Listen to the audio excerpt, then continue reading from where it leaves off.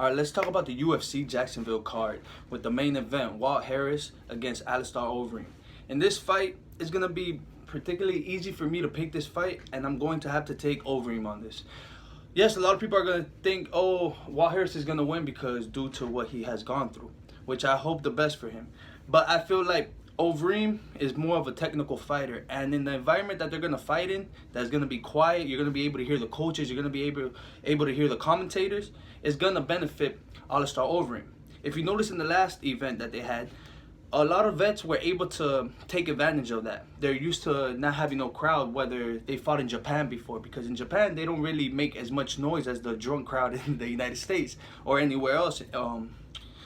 So when I take all that in consideration, how Andrei Arlovski did, and how Ben Rothwell did, and how Glover Teixeira did, they were able to not let the crowd hype them up. They were able to pick their shots. I feel like it's going to be the same thing for Alistair Overeem.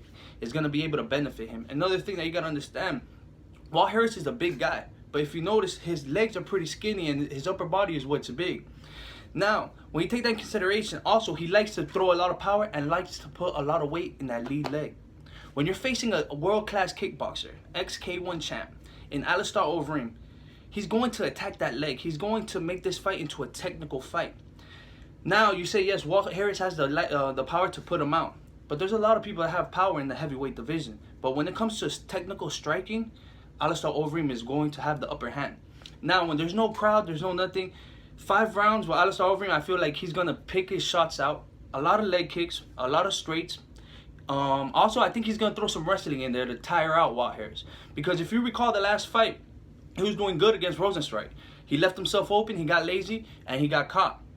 But he did have a good performance. I feel like he's going to be more cautious this time around with Walt Harris, but I feel like Walt Harris is not as a good striker as Rosenstrike. Because remember, Rosenstrike was a kickboxer.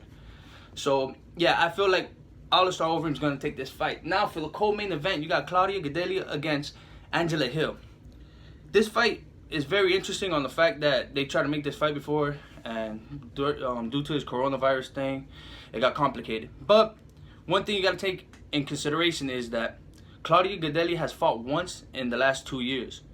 Now, you put that against a person like Angela Hill that has already fought 2 times this year alone, and I think like another 5 times last year. And I mean another 5 times these last 14 months. So I feel like you take all that into consideration, Angela Hill's gonna be the monster, and she's gonna be the one dictating this match. Another thing, Angela Hill, her corner man is her man. So when you have a person, when there's no crowd, no nothing, and you have your significant other in the corner and able to hear everything, and you know during this quarantine they were most likely training with each other. So I feel like we're gonna see a new Angela Hill. She's gonna come. She's gonna try to conquer Claudia Gadelha wherever it comes to. If Claudia does try to wrap up, I feel like it's gonna be dangerous on the fact that Angela Hill is the Muay Thai fighter, so she has the knees and she has vicious elbows. Something similar to like how David Loazo was back in the day. Them elbows are ready to cut people right open. So I feel like, yeah, she's gonna cut Claudia open in the beginning of the fight, and it's going to play out to be a problem. But I feel like Angela Hill is gonna be there from first to third. Now we have Ige against Barboza. Now this fight's interesting on the fact that we just seen Barboza make weight to featherweight, and he looks like he's good. Like he's gonna come in this fight. Now you got to think about the weight advantage and also a disadvantage from the weight cut. But to be honest, I think that Edson Barboza is gonna take this fight. Again, having no audience in the crowd is gonna play out a factor in this, because Edson Barboza is the vet. Not only that, I feel he's gonna have size, and I feel like he's going to attack that leg also. A lot of these kickboxers or Muay Thai guys, I've been saying they're gonna be attacking the leg, and it's all gonna be playing out because it's gonna be more of a technical fight. There's not gonna be a crowd behind these people to hype them up. So I feel like more of these fights are gonna be more technical. And if they're not technical, you're going to have one or two type of people. You're going to have the people that are going to give up because nobody around to amp them up, or you're going to have the people that are just monsters and they're just going to keep coming forward, which we have seen from these events. Song Yudong against Marlon Vera. I honestly feel like Yudong is just going to... He's going to just strike most of the time. He does have speed and he does have power. But I feel like Marlon Vera does have a chin, and also he does his... when it comes to grappling, I feel like he does have the upper hand.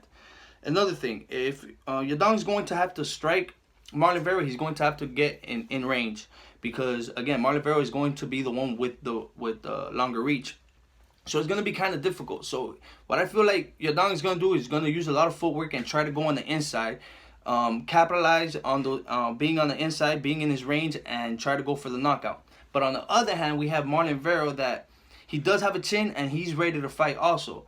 But if he does close the range a little bit, Marlon Vera does have an upper hand when it comes to the grappling exchanges. So if he was to come close and he was to get him in a Muay Thai clinch, hit him with an elbow, and they were to scramble or something, then So Yadong would be in danger on the fact that Marlon Vera does have more size on him, and not only that, he does have more submission offense over Song Yudong. So I feel like, yeah, it's gonna be fireworks though. That's guaranteed. I feel like both these guys are gonna trade a couple times, and through them striking exchange, Marlon Vera's gonna switch it up and probably get a sneaky submission in. So I gotta go for Marlon Vera in that fight. Now we got Miguel Beza against facing Matt Brown.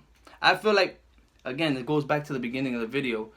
I think Matt Brown's gonna have the upper hand. Yes, Miguel Beza did come from the Contender Series, and there wasn't too much of a crowd, but he's not a vet compared to Matt Brown. And I feel like Matt Brown is going to be able to be cool, calm, collective, with no crowd, no nothing, being able to hear his coach, being able to hear his thoughts. And again, I think it's going to be a striking clinic coming from the vets.